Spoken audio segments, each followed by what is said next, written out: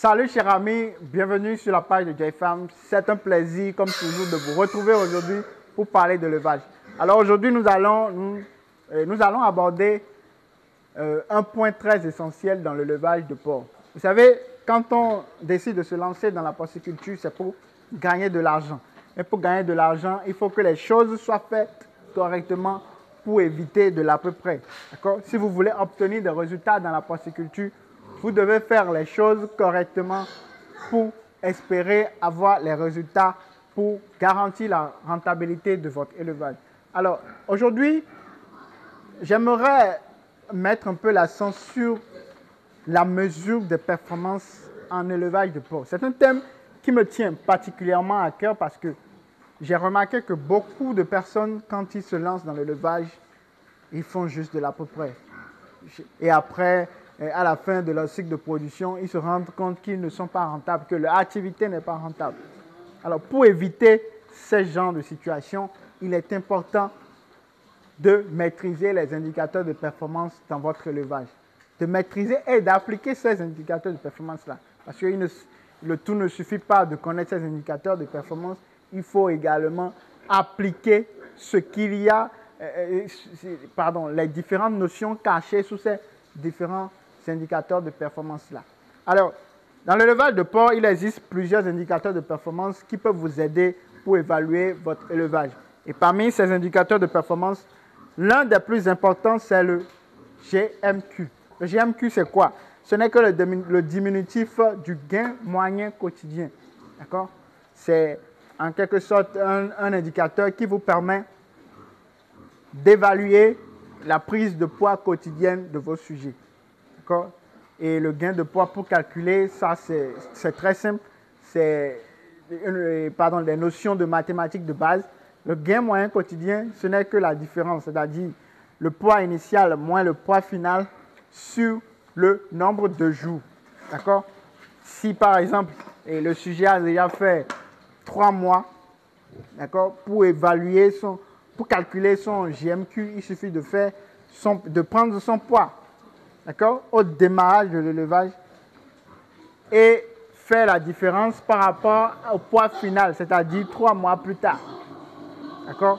Et maintenant, faites cette différence-là, divisez toutes ces différences-là par le nombre de jours. Ici, selon l'exemple que j'ai donné, c'est un exemple de 3 mois, donc 3 mois, disons 90 jours.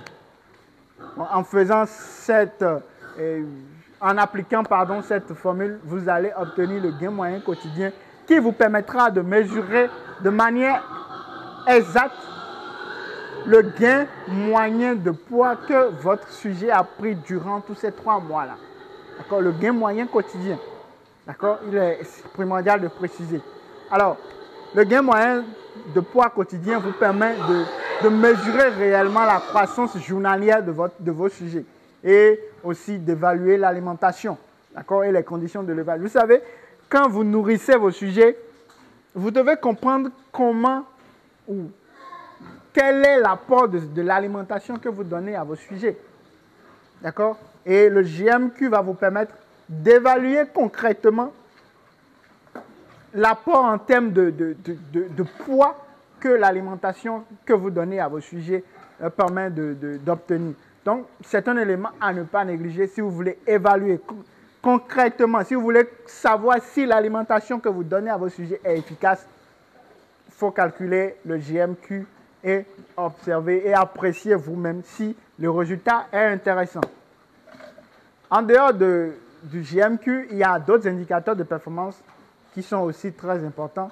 Il s'agit notamment de l'indice de consommation. L'indice de consommation, c'est la quantité d'aliments consommés sur le poids vif gagné. C'est un élément qui vous permet d'évaluer concrètement le processus de transformation des aliments en nutriments, pourquoi pas, et évaluer la santé, la santé de manière globale, la santé digestive de vos sujets.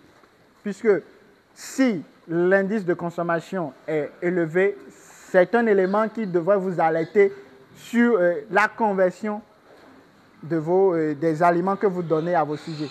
Par contre, si l'indice de consommation est faible, ça voudra dire que c'est quand même intéressant. L'alimentation, elle est efficace. L'alimentation que vous donnez à vos sujets est très, très efficace et il faut continuer dans ce sens. Donc, l'objectif avec l'indice de consommation, c'est que cet indice-là doit être faible, le plus faible possible pour pouvoir vous garantir de bons résultats à la fin de votre élevage. Alors, il y a aussi un indicateur de performance que je juge vraiment banal et qu'on néglige souvent. C'est-à-dire c'est un indicateur basique. C'est l'un des premiers éléments qu'il faut évaluer, c'est l'un des premiers éléments qu'il faut calculer quand on lance un élevage de porc. D'accord? Il s'agit du taux de mortalité. C'est un élément qui vous permet d'évaluer les conditions sanitaires et surtout la résistance de vos sujets, d'évaluer les conditions et la biosécurité de votre élevage. Et quand je parle de biosécurité, c'est tout ce qui a rapport à votre élevage, notamment les conditions de l'élevage, notamment l'alimentation. En tout cas, c'est un indicateur de santé très, très important et qu'il ne faut pas négliger. Et le taux de mortalité, c'est très simple à calculer. Il suffit de diviser le nombre de sujets décédés, d'accord, le nombre de décès que vous avez sur le nombre total de sujets. D'accord, et puis vous faites le résultat fois 100. Le taux de mortalité est ainsi calculé. Et bien évidemment, on doit rechercher un taux de mortalité faible. Si le taux de mortalité est élevé, ça voudra dire qu'il y a un véritable problème sanitaire, d'ordre sanitaire sur votre ferme. Sanitaire ou médical peut-être. Peut-être vous ne donnez pas les soins qu'il faut. C'est aussi le taux de moyen, c'est aussi le taux de mortalité, pardon, c'est aussi un outil qui vous permet d'évaluer l'efficacité des soins sanitaires que vous donnez à vos sujets. Donc, c'est très, très important. Le taux de croissance est aussi indispensable dans l'élevage de porc, puisque c'est cet élément-là qui vous permet de savoir, de connaître la vitesse à laquelle les porcs atteignent le poids d'abattage. Puisque quand on démarre l'élevage, c'est pour finalement l'abattre. On est d'accord? Donc, quand vous lancez votre élevage, vous avez le poids initial. Mais le poids d'abattage, c'est votre objectif final. D'accord? Et lorsque vous avez, on suppose que le poids d'abattage que vous visez, c'est peut-être 100 kg. D'accord?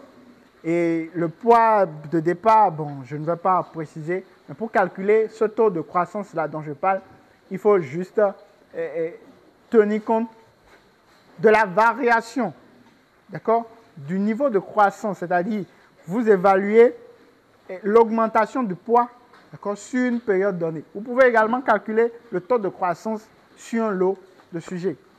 D'accord? Donc, si c'est uniquement sur un seul sujet, c'est-à-dire un seul porc, ce calcul-là doit être fait sur une période donnée. Mais par contre, si c'est sur tout le cheptel, il faut que ça soit, il faut que tout le lot soit considéré. Et là, par exemple, vous lancez un démarrage de 10 porcs ensemble. D'accord? Et à la fin, on suppose que votre cycle de production prendra fin dans 5 mois ou 6 mois. D'accord? À la fin de ce cycle de production, vous allez maintenant peser les sujets et calculer le poids, c'est-à-dire le gain de poids moyen sur l'ensemble de cette période-là. D'accord? Ce n'est que ça qui vous permettra d'avoir une idée sur le taux de croissance et d'évaluer de manière globale votre élevage, que ce soit l'alimentation, les soins et tout ce qui va avec. L'âge et le poids d'abattage sont aussi des éléments très, très importants. Il ne faut pas négliger, puisque ces éléments-là vous permettent de garantir l'efficacité, la rentabilité de votre élevage. Quand on lance un élevage, c'est pour un objectif donné, comme je le disais tout à l'heure. D'accord? Quand on lance un sujet à une date T0, d'accord? Et on suit l'évolution du sujet jusqu'à un certain temps, c'est pour atteindre un poids donné. D'accord? Maintenant, en surveillant l'âge et le poids final, ça vous permettra d'évaluer l'efficacité de votre activité, l'efficacité de tout ce que vous faites comme pratique sur votre ferme. D'accord? l'objectif quand on démarre un élevage de porc, c'est d'atteindre vite le poids d'abattage. D'atteindre le poids d'abattage en un temps record. Puisque plus vite vous atteignez le poids d'abattage souhaité, et moins vous allez dépenser en aliments et en soins sanitaires. Donc, ces données-là sont très, très importantes pour le suivi de la rentabilité de votre ferme. Donc, ne négligez aucun de ces éléments et vérifiez toujours, gardez un cahier pour noter toutes ces informations-là. Vous contrôlez, vous vérifiez à chaque fois l'évolution de ces différents paramètres et à la fin, vous êtes sûr de vous en sortir gagnant dans votre production. Le coût de la production aussi par sujet est aussi très intéressant comme indicateur et pour le calculer, il suffit juste de faire le point des dépenses en alimentation, des dépenses en soins, des dépenses aussi au niveau de la main-d'œuvre. Si vous avez bien évidemment recruté du personnel sur votre ferme. Donc, chers amis, voilà un peu ce que je voulais partager avec vous aujourd'hui. J'espère que le contenu de cette vidéo vous sera très utile.